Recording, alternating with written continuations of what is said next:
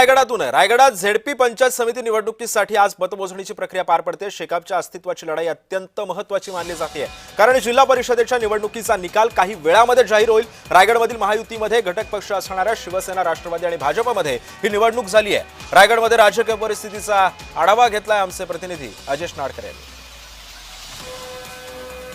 रायगड जिल्हा परिषदेच्या 59 जागेसाठी 7 फेब्रुवारीला मतदान प्रक्रिया पूर्ण झाली आणि आज 10 वाजल्यापासून जे आहे ते मतमोजणीला सुरुवात होणार आहे।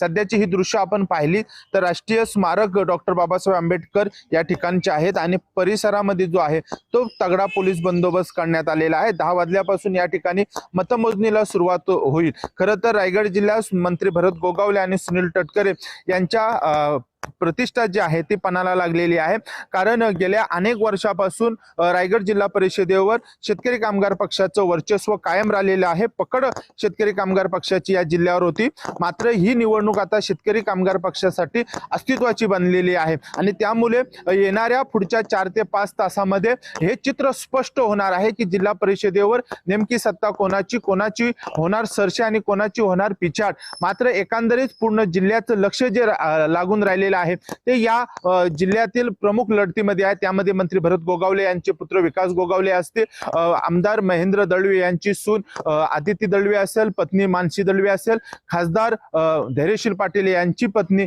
निलिमा पाटील असेल, या प्रमुख लढतीकडे जे आहे ते संपूर्ण जिल्ह्याचं लक्ष लागून राहिलं आहे।